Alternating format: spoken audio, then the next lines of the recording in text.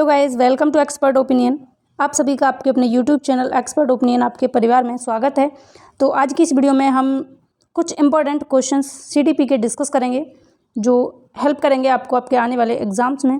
तो चलिए स्टार्ट करेंगे आज की इस वीडियो को। और वीडियो पसंद आए तो लाइक शेयर जरूर करिएगा और चैनल को अगर पहली बार विजिट कर रहे हैं तो सब्सक्राइब करके नोटिफिकेशन आइकन को ऑल पर क्लिक कर लीजिए, जिससे कि आपको चैनल पर आने वाली हर एक वीडियो की नोटिफिकेशन, हर एक सेशन की नोटिफिकेशन मिलेगी सबसे पहले। तो चलिए स्टार्ट कर लेते हैं आज के इस सेशन को। क्वेश्चन है आपकी स्क्रीन पर, बालक जिज्ञासावश सबसे अधिक प्रश्न किस उम्र में पूछता है? ऑप्शंस आपके सामने हैं, आंसर आपको देना है। 0 से 2 वर्ष, 3 से 6 वर्ष, 6 से 12 वर्ष या 12 से 18 वर्ष। आंसर कीजिए। इस क्वेश्चन का करेक्ट आंसर क्या होगा, जल्दी से आंसर बताएंगे चारों ऑप्शंस में से। वह अवस्था जिसमें बालक सबसे ज़्यादा प्रश्न पूछता है, सबसे ज़्यादा क्वेश्चनिंग करता है, सबसे ज़्यादा क्वेश्चन करने की कौन सी उम्र होती है, कौन सी अवस्था होती है, आंसर्स आपको करना है। तो इसका करेक्ट आंसर होगा ऑप्शन सेकंड, 3 से 6 वर्ष। 3 से 6 वर्ष की अवस्था में बच्चा अपनी जिज्ञासा के कारण सबसे ज़्यादा प्रश्न पूछता है, सबसे अधिक प्रश्न पूछने की अवस्था होती है 3 से 6 वर्ष की अवस्था। हर चीज़ में उसको क्वेश्चनिंग करनी होती है। ये चीज़ यहाँ रखी है तो क्यों रखी है, ये ऐसी है तो क्यों है, ऐसी नहीं है तो क्यों नहीं है, आप मार्केट क्यों जा रहे हो, आपको क्या लेके आना है, ये लाना है तो क्यों लाना है। मतलब बहुत ज़्यादा प्रश्न करता है, सबसे ज़्यादा क्वेश्चनिंग करता है 3 से 6 वर्ष की अवस्था में। तो सेकंड ऑप्शन जो लोग आंसर किए हैं उनका करेक्ट है। इसके अलावा दूसरी बात आपको ध्यान रखनी है कि ये 15 क्वेश्चंस इस सेशन में हम डिस्कस करने वाले हैं और इस वीडियो के एंड में मैं आपको कुछ इंपॉर्टेंट चीज़ बताने वाली हूँ, इंपॉर्टेंट इन्फॉर्मेशन आपको देने वाली हूँ। तो वीडियो को एंड तक देखिएगा। दूसरी बात ये है कि 15 क्वेश्चन जो होंगे और आउट ऑफ 15 आपके कितने सही होंगे, ये भी आपसे मैं आपका स्कोर पूछने वाली हूँ वीडियो के लास्ट में। तो स्कोर अपना देखते रहें। क्वेश्चन है, कौन सा कथन सृजनात्मक सोच को प्रदर्शित करता है? कैसी सोच? सृजनात्मक सोच। ऑप्शन है कविता पाठ याद करना, पहाड़ा याद करना, पेड़ तथा मकान में संबंध स्थापित करना, पाठ को रटना। इसका करेक्ट आंसर क्या होगा, जल्दी से आंसर करेंगे। सृजनात्मक सोच यानी अपसारी चिंतन। कैसा चिंतन? अपसारी चिंतन। अपसारी चिंतन में होती है सृजनात्मक सोच। क्रिएटिव बच्चों में पाई जाती है ये अपसारी चिंतन। कौन से बच्चों में पाया जाता है? क्रिएटिव बच्चों में, सृजनशील बालकों में पाया जाता है। तो देखिए ऑप्शंस है, कविता पाठ याद करना, याद करना यानी रट्टा लगाना, रटना नहीं है। पहाड़ा याद करना यानी रटना, ये भी नहीं होगा। पाठ को याद करना यानी रटना, पाठ को रटना, ये भी नहीं होगा। ऑप्शन थर्ड करेक्ट होगा, पेड़ तथा मकान में संबंध स्थापित करना। सृजनात्मक सोच मतलब क्रिएटिविटी, क्रिएटिव बच्चों की बात हो रही है। तो जब भी कोई बच्चा रट्टा लगाता है, याद करता है, रटना लगाता है, तो वहाँ पर क्रिएटिविटी नहीं पाई जाती। क्रिएटिविटी कहाँ पाई जाएगी? जहाँ बच्चा कुछ निर्माण करेगा, कुछ संबंध स्थापित करेगा, कुछ लॉजिक लगाएगा। यानी थॉट प्रोसेस कैसा होना चाहिए, थिंक कैसी होनी चाहिए, क्रिएटिव होनी चाहिए। कैसी होनी चाहिए? क्रिएटिव होनी चाहिए। तो कहाँ लग रही है? पेड़ तथा मकान में संबंध स्थापित करने में। तो सेकंड ऑप्शन का आंसर होगा थर्ड। सेकंड क्वेश्चन का आंसर होगा थर्ड ऑप्शन। ठीक है जी, चलिए आगे चलते हैं नेक्स्ट क्वेश्चन पर। अगला क्वेश्चन है, कौन सी प्रवृत्ति बालकों में रचनात्मक अनुभव प्रदान करती है? ऐसी कौन सी प्रवृत्ति है जो बालकों में रचनात्मक अनुभव प्रदान करती है, बालकों को रचनात्मक अनुभव देती है, क्रिएटिव एक्सपीरियंसेस बच्चों को देती है? ऐसी कौन सी प्रवृत्ति है? ऑप्शन है नरम मिट्टी से खिलौने बनाना, अक्षर लिखना, खिलौनों के साथ में खेलना या गिनती गिनना। सृजनात्मक अनुभव कौन सी चीज़ देगी? बच्चा क्या करेगा ऐसा जिससे आपको ये फील होगा कि बच्चा क्रिएटिव है या क्रिएटिविटी कर रहा है? अक्षरों को लिखना बिल्कुल नहीं, खिलौनों के साथ खेलना नहीं होगा, गिनती गिनना नहीं होगा, बल्कि नरम मिट्टी से खिलौने बनाना। जहाँ कुछ बनाने की, कुछ क्रिएट करने की, कुछ निर्माण करने की बात होती है, वहाँ पर होता है क्या? अपसारी चिंतन, सृजनात्मक सोच, क्रिएटिव, रचनात्मक अनुभव। एनसीएफ 2005 सबसे ज़्यादा बल देता है क्रिएटिविटी पर, रचनावाद पर डिपेंड करता है। एनसीएफ 2005 बहुत इंपॉर्टेंट क्वेश्चन आपके एग्जाम के लिए। जितने भी क्वेश्चन हैं, एक से बढ़कर एक क्वेश्चन है, तो सारे क्वेश्चंस को सीरियसली ध्यान से आंसर कीजिए। चलिए आगे बढ़ते हैं। शैशवावस्था में कौन सी क्रिया का निषेध होना चाहिए? कौन सी ऐसी क्रिया है जिसका निषेध होना चाहिए, जिस क्रिया को नहीं मानना चाहिए, जिसको आपको इग्नोर करना है, जिसका निषेध करना है? ऑप्शन है संवेगों का दमन, संवेगों का शोधन, जिज्ञासा का शोधन, प्रोत्साहन। ऐसी कौन सी क्रिया है जो निषेध होनी चाहिए? कौन सी अवस्था में? शैशवावस्था में। तो देखिए प्रोत्साहन तो मिलना चाहिए, ये बात तो सही है। जिज्ञासा का शोधन भी होना चाहिए। बच्चे की जो जिज्ञासा है, कुछ जानने की इच्छा है, उसका शोधन, उसको तुरंत शांत करने की आपके पास क्षमता होनी चाहिए। उसको उसके क्वेश्चन का आंसर भी मिलना चाहिए। संवेगों का शोधन, संवेगों का शोधन ये भी ठीक है, लेकिन संवेगों का दमन नहीं करना चाहिए। किसी भी संवेग का दमन आपको नहीं करना है। तो यही आपसे पूछा है कि कौन सी क्रिया का आपको निषेध करना है, तो संवेगों का दमन करने की क्रिया को आपको निषेध करना है। दमन आपको बच्चे का नहीं करना किसी भी चीज़ का। चलिए आगे चलते हैं। क्वेश्चन है नेक्स्ट, खेल का मैदान बालक का निर्माण स्थल है, यह कथन संबंधित है। खेल के मैदान को बालक का निर्माण स्थल कहा है, किसने कहा है ये बताना है। स्किनर ने, हरलॉक ने, वॉटसन ने, या इनमें से कोई नहीं। खेल का मैदान जहाँ पर बच्चे का सामाजिक विकास सबसे ज़्यादा होता है, कहाँ? खेल के मैदान में। खेल के मैदान में बच्चे का निर्माण होता है, ये बात कही है स्किनर ने। ऑप्शन फर्स्ट करेक्ट है। स्किनर कहते हैं कि खेल के मैदान को बच्चे का निर्माण स्थल मानना चाहिए। खेल के मैदान में बच्चे का निर्माण होता है, क्योंकि खेल के मैदान में बच्चा बहुत सारी एक्टिविटीज़ सीखता है। खेल के मैदान में बच्चा समायोजन करना सीखता है। खेल के मैदान में बच्चा सहयोग करना सीखता है। खेल के मैदान में बच्चा विभिन्न प्रकार के जो गेम्स हैं उनके रूल्स सीखता है। और खेल के रूल्स से बच्चा ये जान पाता है कि जिस तरीके से खेल के रूल होते हैं, खेल के नियम होते हैं, उसी तरीके से हमारी लाइफ के भी रूल्स होते हैं, नियम होते हैं। जैसे हम समायोजन कैसे कर पाएंगे? हम देखते हैं कि दो परिवार हैं, मान लीजिए ये राम है और ये श्याम है, ये राम है और ये श्याम है। राम के परिवार में खूब घूमने फिरने की, ऐशो आराम की, गाड़ी बंगले में घूमने की, सब चीज़ की मौज मस्ती हैं, क्योंकि बहुत अच्छा बैकग्राउंड है या फाइनेंशियल दिक्कत नहीं है। यहीं अगर श्याम की बात करें हम, फॉर एग्जांपल है ये, अपने ऊपर कोई नहीं लेगा, कोई अगर राम श्याम है तो श्याम की फैमिली में श्याम को बाहर जाने से रोका जाता है, या ये कह सकते हैं कि श्याम अकेला है, सबका लाडला है, और फाइनेंशियल अगर दिक्कत है तो शाम को थोड़े बहुत अपने जो दैनिक जीवन की क्रियाएं हैं उनमें समायोजन करना पड़ता है। तो यहाँ पर आपको ये समझना है कि हमारे सामने जैसी स्थिति है हम उसके साथ में क्या करें? समायोजन करें। तो समायोजन कहाँ से सीखेगा बच्चा? सबसे पहले बच्चा इन सारी चीज़ों से अवगत नहीं होता। बच्चे का होता है खेल का मैदान। कैसा? खेल का मैदान। वहाँ बच्चा खेल के नियम जानता है कि इस खेल में ये होता है, अगर हम नियम तोड़ेंगे तो हम फेल हो जाएंगे या आउट कर दी जाएंगे। उसी तरीके से सबको समझना चाहिए कि हमारे परिवार के, हमारी फैमिली के कुछ नियम हैं, कुछ रूल्स हैं, अगर वो सही हैं तो हमें उनका पालन करना चाहिए, अन्यथा फैमिली वाले हमसे नाराज़ होंगे। और आपकी सबसे बड़ी विशेषता ये होनी चाहिए कि आप हर परिस्थिति में समायोजन कर पाएँ। क्या कर पाएँ? समायोजन कर पाएँ। तब तो आपका सामाजिक विकास बेहतर है, नहीं तो आपका सामाजिक विकास ही नहीं हुआ। आगे चलते हैं। गतिक विकास का सर्वप्रथम विधिवत अध्ययन किसके द्वारा किया गया? क्वेश्चन नंबर 6, इसका आंसर कीजिए क्या होगा? गतिक विकास का सर्वप्रथम विधिवत अध्ययन किसके द्वारा किया गया? वॉटसन के द्वारा, गाल्टन के द्वारा, ऑलपोर्ट के द्वारा, या फ्रायड के द्वारा? गतिक विकास को हम शारीरिक विकास भी कह सकते हैं। गतिक विकास का सबसे पहले विधिवत अध्ययन पूछा है। कैसा अध्ययन? विधिवत अध्ययन। तो सबसे पहले विधिवत अध्ययन क्या था? गाल्टन ने। ऑप्शन सेकंड यहाँ करेक्ट है। गतिक विकास का सबसे पहले विधिवत अध्ययन करने वाले गाल्टन महोदय हुए थे। अगर हम बात करें यहाँ किसकी? वॉटसन की, तो वॉटसन ने एक बात कही जो बहुत फेमस है, ध्यान रखिएगा, सबको याद है वैसे, और भी याद रखेंगे। मैं एक बार फिर से रिवाइज करा देती हूँ। वॉटसन कहते हैं कि मुझे आप कोई भी एक बच्चा दे दो, मैं उसे डॉक्टर, इंजीनियर, चोर, डकैत, कुछ भी बना सकता हूँ जो मैं चाहूँ। ये बात किसने कही? वॉटसन ने। ऑलपोर्ट की अगर हम बात करें तो ऑलपोर्ट ने शील गुणों के आधार पर या गुणों के आधार पर व्यक्तित्व का विभाजन किया है। बहुत इंपॉर्टेंट क्वेश्चन है, पूछा जाता है।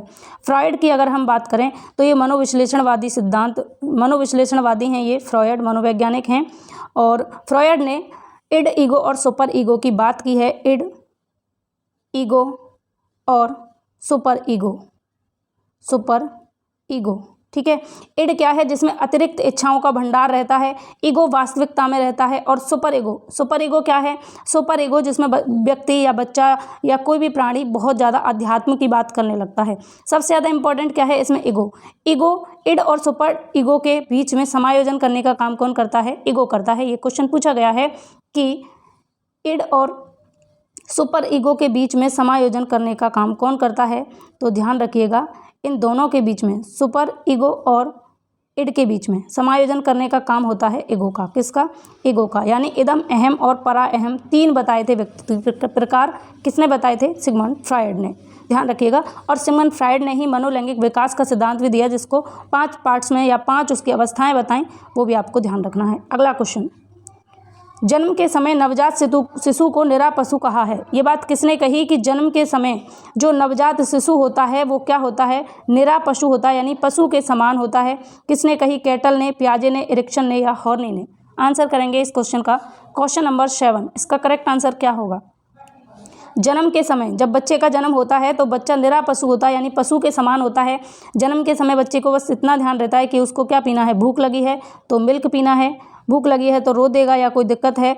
तो निरा पशु किसने कहा? पशु के समान किसने कहा? हॉर्नी ने ये बात कही कि जन्म के समय नवजात शिशु जो है वो निरा पशु होता है। अगला क्वेश्चन, निम्न में से कौन सी जीन पियाजे द्वारा प्रदत्त मूर्त संक्रियात्मक अवस्था की विशेषता नहीं है? आपको बताना है यहाँ कौन सी मूर्त संक्रियात्मक अवस्था की विशेषता नहीं है। जीन पियाजे बहुत इंपॉर्टेंट हैं आपके एग्ज़ाम के लिए। आप किसी भी एग्ज़ाम की तैयारी कर रहे हैं, टीचिंग एग्ज़ाम की, चाहे आप रीट की तैयारी कर रहे हों या सीटेट की तैयारी कर रहे हों या यूपी टेट की तैयारी कर रहे हों या शिक्षक भर्ती सुपर टेट यानी एस टेट की तैयारी कर रहे हों, किसी भी एग्ज़ाम की आप तैयारी कर रहे हैं, बहुत इंपॉर्टेंट हैं जीन पियाजे। हर एक एग्ज़ाम में पूछा जाता है, अगर टीचिंग एग्ज़ाम की हम बात करें। यहाँ मूर्त संक्रियात्मक अवस्था, क्योंकि जीन पियाजे ने बालक के विकास की 4 अवस्थाओं की बात की। कितनी अवस्थाएं? 4 अवस्थाएं। संवेदी गामक अवस्था, पूर्व संक्रियात्मक अवस्था, मूर्त संक्रियात्मक अवस्था और औपचारिक संक्रियात्मक अवस्था। पूछा है कि मूर्त संक्रियात्मक अवस्था की कौन सी विशेषता नहीं है। अब इस नहीं को पहले अंडरलाइन कर लीजिए और आंसर कीजिए क्या होगा। ऑप्शन है संकेतात्मक कार्यों का प्रादुर्भाव, क्रमबद्धता व पूर्ण अंश प्रत्ययों का उपयोग, संरक्षण या विचारों की विलोमीयता। आंसर करेंगे इस क्वेश्चन का आंसर क्या होगा। जीन पियाजे द्वारा प्रदत्त मूर्त संक्रियात्मक अवस्था की विशेषता नहीं है। इसका करेक्ट आंसर होगा ऑप्शन फर्स्ट, संकेतात्मक कार्यों का प्रादुर्भाव। अगर आपने फर्स्ट ऑप्शन को आंसर किया है तो करेक्ट है, बकाया आप भटक गए। अब इन ऑप्शंस को समझ लेते हैं। पहला है विचारों की विलोमीयता। जो मूर्त संक्रियात्मक अवस्था होती है, विचारों की विलोमीयता बच्चे में आ जाती है 7 से 11 वर्ष में। कब? 7 से 11 वर्ष, क्योंकि सबसे पहली अवस्था है जन्म से 2 वर्ष यानी 0 से 2 वर्ष, फिर 2 से 7 वर्ष है, फिर 7 से 11 और फिर 11 से एबव। तो 7 से 11 वर्ष की अवस्था होती है मूर्त संक्रियात्मक अवस्था। इसमें बच्चे में विचारों की विलोमीयता यानी पलटावीपन आ जाता है, संरक्षण भी आ जाता है, क्रमबद्ध तरीके से चीज़ों को लगाने लगता है, प्रत्ययों का उपयोग करने लगता है, लेकिन संकेतात्मक कार्यों का प्रादुर्भाव रहता है। संकेतात्मक कार्य जो होते हैं वो नहीं समझ पाता बच्चा। ये कब समझ पाएगा? ये औपचारिक संक्रियात्मक अवस्था यानी अमूर्त संक्रियात्मक अवस्था में समझ पाता है कि चीज़ों को संकेत में। अगर आपने कहा कि 10 पेनों का मूल्य इतना है और 50 पेनों का मूल्य कितना होगा, क्वेश्चन को कितना भी घुमा फिरा के पूछे तो वो निकाल लेगा, जो चीज़ उसने नहीं देखी। मूर्त संक्रियात्मक अवस्था में क्या है, जो उसे दिखता है वही वो समझता है। मूर्त यानी मूर्त रूप से जो दिखाई देगा उस चीज़ को समझेगा। लेकिन अमूर्त संक्रियात्मक अवस्था में संकेतों के माध्यम से भी चीज़ों को समझने लगता है। जो उसने कभी नहीं देखा उसके बारे में भी कल्पना कर सकता है, उसके बारे में भी सॉल्यूशन ढूंढ सकता है। अगला क्वेश्चन, निम्न में से कौन सी अभिवृत्ति की विशेषता नहीं है? क्वेश्चन नंबर 9, अभिवृत्ति क्या होती है? अभिवृत्ति का मतलब होता है नज़रिया आपका, एप्टीट्यूड, आपका दृष्टिकोण क्या है। तो इनमें से कौन से आपके दृष्टिकोण नज़रिए की एक विशेषता नहीं है, ये पूछा है। ऑप्शन है अभिवृत्ति हमेशा किसी वस्तु, परिस्थिति, व्यक्ति इत्यादि के प्रति प्रदर्शित होती है। अगला है अभिवृत्ति हमारे व्यवहार और क्रियाकलापों को प्रभावित करती है। अगला है अभिवृत्ति स्थायी नहीं होती, परिवर्तनीय होती है। नेक्स्ट है अभिवृत्ति जन्मजात होती है। तो इस क्वेश्चन का अगर हम करेक्ट आंसर की बात करें कि करेक्ट आंसर कौन सा होगा, तो इसका करेक्ट आंसर होगा ऑप्शन 4, अभिवृत्ति जन्मजात होती है। अभिवृत्ति के संदर्भ में ये कथन गलत है कि अभिवृत्ति जन्मजात होती है। अगर हम बात करें ऑप्शन फर्स्ट की, तो अभिवृत्ति हमेशा किसी वस्तु, किसी परिस्थिति, किसी व्यक्ति के प्रति प्रदर्शित होती है। यानी हमारा जो नज़रिया है, हमारा जो खुद का एप्टीट्यूड है और वो किसके प्रति, जो दृष्टिकोण है हमारा, किसी वस्तु के प्रति, किसी परिस्थिति के प्रति, किसी व्यक्ति के प्रति ही तो प्रदर्शित होता है। तो फर्स्ट ऑप्शन तो करेक्ट है। अभिवृत्ति हमारे व्यवहार और क्रियाकलापों को प्रभावित करती है, बिल्कुल सही बात है। जैसा हमारा नज़रिया होगा वैसा हम व्यवहार करेंगे, जैसा हमारा दृष्टिकोण होगा वैसे ही हम क्रियाकलाप करेंगे, तो ये बात भी सही है। अभिवृत्ति स्थायी नहीं होती, परिवर्तनीय होती है। बिल्कुल सही, क्योंकि जो हमारा नज़रिया है वो कभी स्थायी नहीं होता। आज किसी चीज़ के प्रति सही क्या नज़रिया है, कल वही बदल जाएगा। तो ये स्थायी ना होकर कैसा होता है, परिवर्तनीय होता है। जबकि अभिवृत्ति जन्मजात नहीं होती, ये कैसी होती है, ये अर्जित होती है। कैसी होती है, अर्जित होती है। तो ऑप्शन 4 हमारा सही है। अगला क्वेश्चन 10 दिया है, निम्नलिखित में से कौन सा जोड़ा मूल प्रवृत्ति या संवेग के अनुरूप सही नहीं है, जैसा कि मैकडूगल ने उल्लेख किया था। मैकडूगल ने मूल प्रवृत्ति दी, संवेग दिए, तो इसके संदर्भ में कौन सा जोड़ा गलत है ये बताना है आपको, कौन सा जोड़ा सही नहीं है। ऑप्शन है शरणागति करुणा, संतान कामना वात्सल्य, निवृत्ति घृणा, युजुत्सा भय। इसका आंसर बताएंगे क्या होगा, इसका आंसर क्या होगा। इसका करेक्ट आंसर होगा ऑप्शन 4, ऑप्शन डी। अगर शरणागति की बात करें तो करुणा सही है, संतान कामना की बात करें तो वात्सल्य सही है, निवृत्ति की बात करें तो घृणा सही है, जबकि भय के साथ में आना चाहिए था क्या, पलायन। क्या आना चाहिए था, पलायन आना चाहिए था। और युजुत्सा के साथ में क्या आना चाहिए था, क्रोध आना चाहिए था, तब ये सही होता। लेकिन यही कथन हमारा गलत हो गया, यही गलत जोड़ा है। अगला क्वेश्चन नंबर 11 दिया है, निम्न में से उचित क्रम नहीं है। उचित क्रम आपसे पूछा है। आजकल इस तरीके का पैटर्न बहुत पूछा जाता है एग्जाम में, ये तरीका बहुत ज़्यादा प्रचलन में है, इंपॉर्टेंट है। जैसी आप प्रैक्टिस करेंगे वही एग्जाम में आप प्रदर्शित करेंगे, इसलिए प्रैक्टिस क्वेश्चंस भी इसी तरीके से करें जो आपके एग्जाम की डिमांड है। क्वेश्चन के ऑप्शंस हैं आत्महीनता विनीत भाव, आत्माभिमान दया भाव, आत्माभिमान दया भाव, रसानुभूति निर्माण, भय का पलायन। इसका करेक्ट आंसर क्या होगा, उचित क्रम नहीं है। भय का पलायन होता है, ये सही है। रसानुभूति का निर्माण होता है। रचनानुभूति यानी क्रिएटिविटी में क्या करेगा बच्चा, निर्माण करेगा। आत्महीनता होगी तो विनीत भाव आएंगे, लेकिन आत्माभिमान होगा तो दया भाव नहीं होगा। आत्माभिमान में क्या होगा, प्रदर्शित करेगा, प्रदर्शन होगा। आत्माभिमान में क्या होगा, प्रदर्शित करेगा या प्रदर्शन होगा। तो ऑप्शन सेकंड यहाँ पर करेक्ट हुआ। क्वेश्चन नंबर 12, निम्न में से असत्य है। इनमें से असत्य कथन आपको देखना है, कौन सा इनमें से असत्य होगा। ऑप्शन है अभिरुचि वर्तमान स्थिति है जो भविष्य की ओर संकेत करती है। अगला है सकारात्मक अभिवृत्ति का विकास नकारात्मक की अपेक्षा जल्दी होता है। नेक्स्ट है निर्देशन व परामर्श में अभिवृत्ति का महत्व होता है। और अगला है उपरोक्त में से कोई नहीं। इसका आंसर कीजिए क्या होगा। तो पहले हम बात करें ऑप्शन फर्स्ट की, तो अभिरुचि वर्तमान स्थिति है जो भविष्य की ओर संकेत करती है। बिल्कुल सही बात है। अभिरुचि जो है ये वर्तमान की स्थिति होती है जो भविष्य की ओर संकेत करती है। ऑप्शन फर्स्ट करेक्ट है। सकारात्मक अभिवृत्ति का विकास नकारात्मक अभिवृत्ति की अपेक्षा जल्दी हो जाता है, ये बात भी करेक्ट है। उपरोक्त में से कोई नहीं होगा नहीं, तो हमारा करेक्ट आंसर क्या होगा असत्य के लिए, ऑप्शन सेकंड हमारा करेक्ट होगा। क्योंकि सकारात्मक दृष्टिकोण, सकारात्मक जो अभिवृत्ति है उसका विकास नकारात्मक की अपेक्षा जल्दी हो जाता है। जैसे मैं आपको कुछ बता रही हूँ पॉजिटिव वे में, पॉजिटिव तरीके से कि आप एग्जाम की तैयारी करो, आपको जल्दी से जल्दी आपके उद्देश्य की प्राप्ति होगी, तो आप इन चीज़ों को जल्दी से समझ पाएंगे, इनका विकास जल्दी से होगा। और मैं यहीं पे आपसे ये कहूँ कि आप पढ़ाई मत करो, सब कुछ छोड़ दो, सब बेकार है, लाइफ बेकार है, ज़िंदगी बेकार है, दोस्त बेकार हैं, रिश्तेदार बेकार हैं, सब बेकार है, मतलब नेगेटिविटी की बात करूँ तो वो चीज़ आप नहीं समझ पाएंगे, वो उसका विकास आप में देर में होगा। जबकि सकारात्मक अभिवृत्ति का विकास जल्दी से हो जाएगा, इसलिए ऑप्शन सेकंड भी करेक्ट है। लेकिन निर्देशन व परामर्श में अभिवृत्ति का महत्व नहीं होता, ये ध्यान रखिएगा। किसका महत्व होता है, अभिक्षमता का महत्व होता है। किसका महत्व होता है, अभिक्षमता का। ये क्वेश्चन बहुत इंपॉर्टेंट है, ध्यान रखिएगा। निर्देशन और परामर्श में किसका महत्व होता है, अभिक्षमता का महत्व होता है। किसका, अभिक्षमता का महत्व होता है। ये बहुत ज़रूरी है, ध्यान रखिएगा, इंपॉर्टेंट क्वेश्चन आपके एग्जाम के लिए। चलिए आगे बढ़ते हैं। क्वेश्चन 13, विकास एक परिवर्तन है किसके अनुसार। किसने ये बात कही कि विकास एक परिवर्तन है, गेट्स ने, स्किनर ने, क्रोन ने या गेशल ने। विकास एक परिवर्तन है, ये बात कहने वाले हैं गेशल। गेशल इस बात को कहते हैं विकास क्या है, एक परिवर्तन है, एक चेंज है। चेंज ही विकास है, चेंज ही क्या है, विकास है। आप किसी चीज़ में अगर परिवर्तित हुए हैं तो वही तो विकास है। आप पहले कमज़ोर थे पढ़ाई में, लेकिन एक साथ आप निखर के आए, तो यही तो विकास है। तो विकास क्या है, एक परिवर्तन है। किसने कही ये बात, गेशल ने कही है, ध्यान रखिएगा, बहुत इंपॉर्टेंट आपके एग्जाम के लिए। चलिए आगे बढ़ते हैं। Question number 15। क्वेश्चन 15, 14 गायब है, कोई नहीं, पर आंसर कीजिए। साइको सोशल थ्योरी जोर देता है, साइको सोशल थ्योरी किस पर जोर देता है? सामाजिक अंतःक्रिया व भाषा पर, अनुकरण पर, सामाजिक अनुभूतियों पर, उपर्युक्त में से कोई नहीं। इसका आंसर करेंगे क्या होगा? 14 क्वेश्चंस रहेंगे इसमें, नंबरिंग गलत है, ये 14 नंबर क्वेश्चन है। साइको सोशल थ्योरी जोर देता है, अब इसका आंसर कई लोग उपर्युक्त सभी करेंगे। ये धोखेबाज ऑप्शन होता है, ध्यान रखिएगा, हमेशा सही नहीं होता।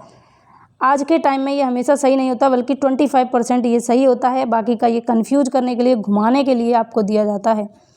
आंसर करेंगे साइको सोशल थ्योरी। सबसे पहले हम बात करें कि साइको सोशल थ्योरी यानी मनोसामाजिक विकास का सिद्धांत। मनोसामाजिक विकास का सिद्धांत किसने दिया?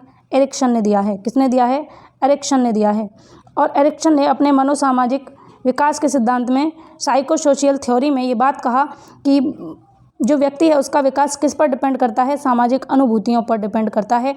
बच्चे के सामाजिक विकास की अगर अवस्थाओं की बात करें तो एरिक्सन ने 8 अवस्थाएं बताई हैं और पूरे जीवन का वर्णन किया है, किस तरीके से व्यक्ति समाज में रहकर अपनी आवश्यकताओं की पूर्ति करता है और कैसी कैसी बच्चे की या व्यक्ति की रिक्वायर होती हैं, किस अवस्था में हमें किस चीज़ पर ध्यान देना चाहिए जो बच्चा या व्यक्ति पॉजिटिव वे में जाए। तो आपको ध्यान रखना है, याद रखना है कि एरिक्सन आपके एग्ज़ाम के लिए बहुत इंपॉर्टेंट हैं। अगर आपने ये थ्योरी नहीं देखी है तो चैनल पर सर्च करके आप देख सकते हैं। आपके लिए, आपकी सहूलियत के लिए मैंने प्लेलिस्ट भी बना रखी है, तो उसको देख सकते हैं आप। साइकोलॉजी थ्योरी के नाम से प्लेलिस्ट है जिसमें एरिक्सन के बारे में हमने डिस्कस किया हुआ है। तो फ्रेंड्स, सबसे पहली बात ये है कि हमने 14 क्वेश्चंस को इस वीडियो में डिस्कस किया। आउट ऑफ 14 आपका स्कोर कितना आया है ये कमेंट करके मुझे बताइए। और ये क्वेश्चंस आपको कैसे लगे, ये सीरीज़ आपको पसंद आई हो तो लाइक शेयर ज़रूर करिए। कमेंट करके बताइए कि आज जो 14 क्वेश्चन हमने डिस्कस किए क्या आपके क्लियर हुए या नहीं। किसी भी तरीके का कोई क्वेश्चन, कोई क्वेरी, कोई कन्फ्यूजन हो तो कमेंट करके मुझे बता सकते हैं। मैं आपके कन्फ्यूजन, आपके क्वेश्चन का आंसर देने का पूरा प्रयास करूँगी और आपके डाउट्स पूरी तरीके से क्लियर किए जाएंगे।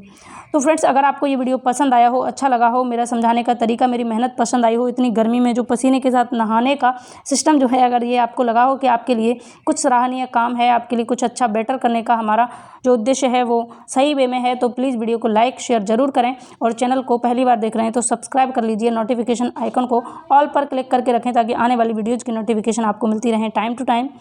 तो मिलेंगे फिर अगली वीडियो में, अगले सेशन में। तब तक के लिए बाय बाय, अपना ख्याल रखें, टेक केयर।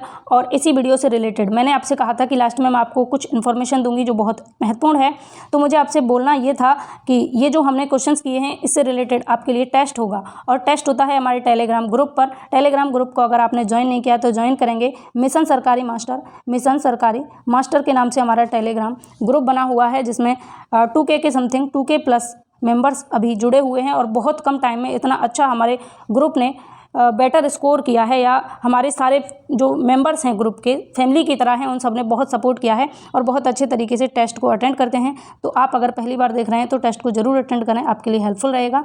तो चलिए मिलेंगे हम अगली वीडियो में, तब तक के लिए बाय बाय, आप अपना ख्याल रखें, टेक केयर।